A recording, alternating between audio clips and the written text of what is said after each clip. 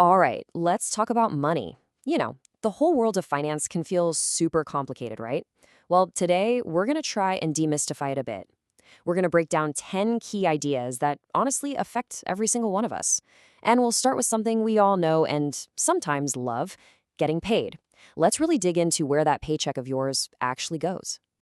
So, you know the feeling, right? You've put in the work, that paycheck notification hits your phone, it's a great moment.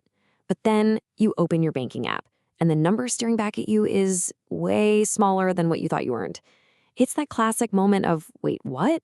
It's confusing, it's definitely a little frustrating, and pretty much everyone has felt it. And that's the big question, isn't it? In this case, it's the $544 question. The answer to this is actually the perfect place to start understanding how our whole financial system works. And it all kicks off with one word: taxes. Okay, so let's follow the money trail. We're going to track it from the second it leaves your employer all the way to the moment it finally lands, or what's left of it anyway, in your bank account. So, what are taxes, really?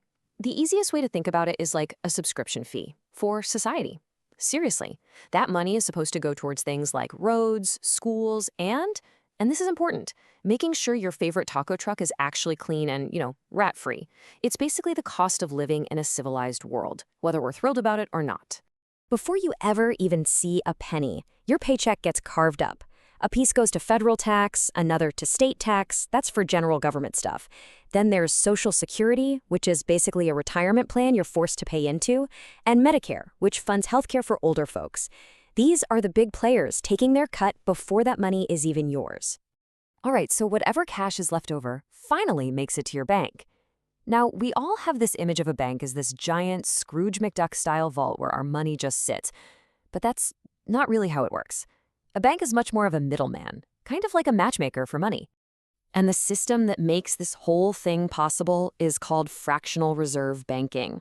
It's all based on one huge bet, that we're not all going to show up on the same day and demand all of our money back at once. Because of that, the bank only has to keep a tiny fraction of your money handy. Let's make this super simple. Imagine you deposit $1,000. The bank doesn't just lock it up. Nope. They'll probably keep, say, $100 on hand just in case. But that other 900, whoosh, it gets loaned out immediately to someone who wants to buy a jet ski or maybe start a small business. The point is, your money isn't just sitting still. It's constantly moving, going right back out there to fuel the economy. So now we know where the money goes, but let's talk about the invisible rules that make it either grow or shrink. These are the really powerful forces like interest and credit that are quietly shaping your financial life every single day. Interest is without a doubt one of the most powerful concepts in all of finance. It's really simple. It's the price you pay to borrow somebody else's money. But here's the kicker. You can either be the one paying that price or you can be the one earning it. And which side of that equation you're on changes everything. When interest is working against you, say on a credit card balance, it can turn a cheap burrito into a massive $50 regret. But when you make interest work for you in an investment account, it's like your money starts making little copies of itself. It can be your worst enemy, or it can be your best employee, one that never takes a day off. Now, speaking of borrowing money, we gotta talk about your credit score. This 3-digit number has nothing to do with how rich you are. It's a report card for how trustworthy you are with money.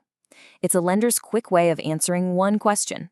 If I give this person money, what are the odds I'll get it back? So what goes into this magic number? Well, the biggest piece of the pie, by far, is your payment history. It's simple. Do you pay your bills on time? That's what they care about most. They also look at things like how much of your available credit you're using, how long you've had credit, and whether you're suddenly trying to open a bunch of new accounts. And trust me, these 3 digits have a ton of power in the real world. A low score pretty much screams red flag to lenders, making it tough to get a loan for a car or a house. But a high score, that tells everyone you're reliable. You've got that sparkling adult credibility that opens doors and gets you way, way better interest rates. Okay, let's zoom out a bit, because beyond our own bank accounts, there are these huge, sweeping forces at play. Think of it like an economic weather system. You can't control if it rains, but you can definitely bring an umbrella if you understand the forecast. First on our weather report, inflation. This is that sneaky, invisible force that makes everything more expensive. Your $5 bill still looks and feels like $5, but you start to notice it buys you fewer and fewer things. The purchasing power of your money is just shrinking. So what causes this? Well, sometimes it's a classic case of too much money chasing too few goods. That demand just drives prices up. Other times there are snags in the supply chain that make it more expensive to produce things. And weirdly, sometimes it's just in our heads. If we all expect prices to go up, we rush to buy stuff now, which in turn makes prices go up. It becomes a self-fulfilling prophecy. And this all feeds into the natural rhythm of the economy, which you can kind of think of like a big party. You have the boom, when the music is loud and everyone is having a great time. Then you hit the peak, which is like the bartender shouting last call. After that comes the bust.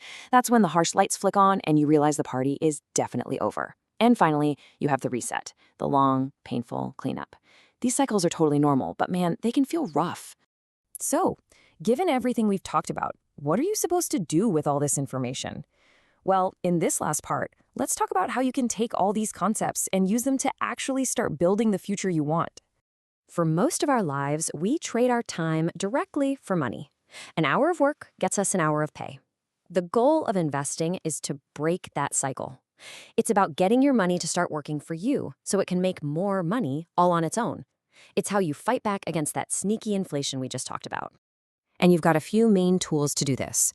You can buy stocks, which are basically tiny little pieces of ownership in a company. Or you could buy bonds, which is like you lending money to a government or a big corporation. And if you don't want to pick and choose, you can buy funds, which are like pre-made baskets of stocks and bonds all bundled together to help spread out the risk. But what's really underneath all this investing stuff? What makes it work? It all comes down to value. And a lot of the time, value is just about perception. I mean, think about it. A Gucci bag and a Target bag both hold your stuff, right? But one is perceived to be way, way more valuable. Understanding what people value is really the engine that drives wealth. Now, it's so important to get this next part. This is not a get-rich-quick thing. Not at all. Real, lasting wealth isn't about getting lucky with some hot stock. It's built through patience. It's about giving your money and that powerful force of compound interest the one ingredient they absolutely need to work their magic: time. And that brings us to the final and maybe most important idea. We spend all this time and energy worrying about how we invest our money. But our time, that's the one asset we have that's truly limited. You can never earn it back. So the real question is, how are you investing that? Thanks for joining me.